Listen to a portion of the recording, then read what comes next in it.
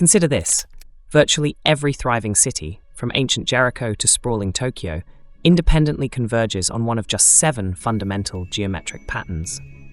This isn't mere coincidence or cultural mimicry, it's an emergent property, a profound reflection of underlying mathematical laws that govern efficiency, growth, and connectivity.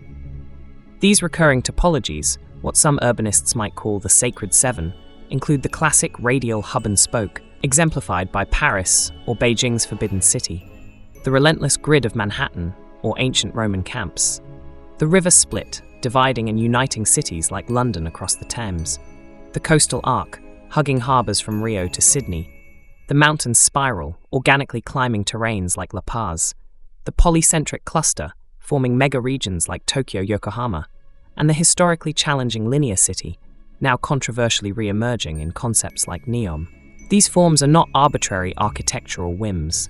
They represent optimal solutions to the complex problems of resource distribution, human movement, and social interaction, as explored by thinkers like Christopher Alexander in A Pattern Language, and quantified by Geoffrey West's scaling laws and Bill Hillier's space syntax theory. Recognizing these foundational shapes is the key to decoding both urban vitality and urban decay. But why these 7 shapes? The answer lies not in aesthetics, but in mathematics, specifically network topology. Cities are, at their core, complex networks. The efficiency of these networks dictates their viability. Key mathematical concepts like betweenness centrality, which explains why critical nodes like ancient Rome become major hubs, are fundamental. The degree distribution of connections in successful city networks consistently follows power laws, regardless of geographic location or technological era. The infamous traveling salesman problem demonstrates why grid systems often outperform seemingly organic growth in terms of minimizing travel distances for goods and services. Furthermore, Walter Christaller's central place theory, with its hexagonal market area optimization, prefigured the inherent geometric logic of urban settlements by showing how services naturally arrange themselves to serve surrounding populations efficiently. Research from institutions like the MIT Sensible City Lab, analyzing vast datasets of urban flows, confirms this convergent evolution. Even Marchetti's constant, the stubborn 1-hour average daily commute limit, powerfully shapes urban sprawl and form, acting as an invisible hand guiding city morphology towards these optimized patterns. These aren't just theories, they are quantifiable forces. Remarkably, many ancient civilizations stumbled upon these optimal topologies purely through trial, error, and intuitive understanding, long before the formal mathematics existed. Çatalhöyük in modern Turkey, dating back to 7500 BCE, exhibited a proto-grid system, a dense honeycomb of dwellings accessed by rooftops, an early solution to density.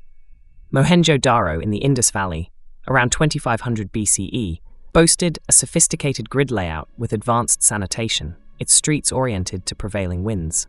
Teotihuacan in Mesoamerica was meticulously aligned, not just for astronomical purposes, but to optimize trade flow along its central avenue. Even Venice, seemingly an organic labyrinth, evolved an incredibly efficient pedestrian network topology, its canals and walkways forming a minimum spanning tree that optimized movement within its unique aquatic constraints. These ancient builders were unknowingly solving complex mathematical problems, creating Voronoi tessellations for defining neighborhood boundaries and fostering small world network properties for social cohesion, centuries before graph theory would formally describe them. They demonstrated that urban success has always been intrinsically linked to geometric and network efficiency. Conversely, history is littered with urban experiments that faltered precisely because they ignored these fundamental topological principles. Brasília, Brazil's planned capital, with its monumental scale and separation of functions, famously violated human-scale network needs, creating a city impressive from above, but challenging to live in. The Pruitt-Igoe housing project in St. Louis, by ignoring principles of betweenness centrality and defensible space, became a symbol of urban failure. Detroit's decline was significantly exacerbated by a car-centric topology that fractured pedestrian networks and diluted urban density, making public transport inefficient and creating vast food deserts. Le Corbusier's vision for Chandigarh in India, while architecturally influential, imposed a rigid geometry that often conflicted with the dynamic, organic flow of human activity and commerce. Jane Jacobs, in her seminal work, The Death and Life of Great American Cities, prophetically described how such top-down, anti-pedestrian designs lead to a death spiral. Network efficiency drops below a critical threshold, transport costs skyrocket, and essential feedback loops of commerce and community are severed. Network analysis of these failed cities starkly reveals the mathematical consequences of poor topological choices. This brings us to a controversial but mathematically supported assertion. Silicon Valley, the epicenter of modern innovation, is topologically doomed. Its urban form exhibits a fatal disregard for nearly all 7 successful patterns. The region is characterized by extreme sprawl metrics, violating compactness. Single-use zoning separates work, life, and leisure, breaking mixed network optimization, crucial for spontaneous interaction and reducing travel. Its profound car dependence creates massive network inefficiencies, with average commute times steadily increasing. The critical distance between affordable housing and job centers far exceeds sustainable topological limits, creating a socio-economic and logistical strain. Contrast this with other tech hubs. Shenzhen, which essentially grew from a fishing village to a megacity in 40 years, rapidly evolved versions of all 7 patterns, fostering intense connectivity. Singapore is a masterpiece of engineered topology, meticulously planned for hyper-efficiency.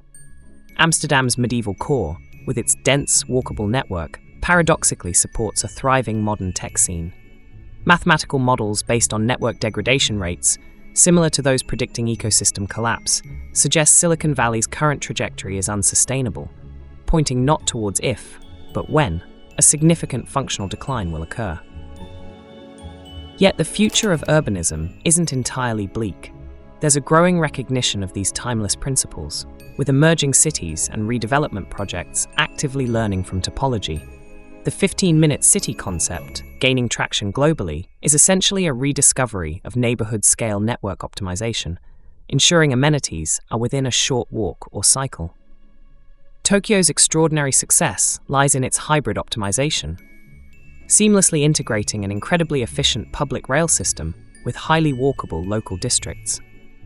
Barcelona's Superblocks initiative is a bold move to reclaim streets for people, re-establishing pedestrian priority and strengthening local community networks. Singapore is even pioneering a digital twin of the entire city-state, allowing for real-time topology optimization through data analytics and simulation. While technologies like autonomous vehicles or augmented reality for remote work will undoubtedly influence optimal patterns, they won't eliminate the fundamental need for efficient physical networks. As research from places like the Santa Fe Institute continues to refine our understanding of city scaling laws and complexity, the most successful cities of the future will be those that fuse technological innovation with a deep understanding of these ancient mathematical truths of urban form. So, how can you spot a city on the brink, one that's fighting mathematics itself? The warning signs are embedded in its network metrics. Steadily increasing average commute times are a primary indicator of topological stress. Look for disconnected neighborhood graphs, where parts of the city become isolated, lacking easy access to other areas or essential services. Identify single points of failure in transport networks, an over-reliant bridge, a single congested artery, that can cripple movement. Observe if wealth and resources are clustering in ways that violate optimal distribution, creating deserts of opportunity elsewhere. While a precise predictive formula is complex, a simplified understanding of urban viability might consider factors like high connectivity and diversity, divided by sprawl and average commute burden. Ultimately, cities aren't merely designed by architects or decreed by politicians. They are solved, like a mathematical equation. The same fundamental forces that guide rivers to the ocean or wire neurons in the brain dictate how urban systems thrive or wither.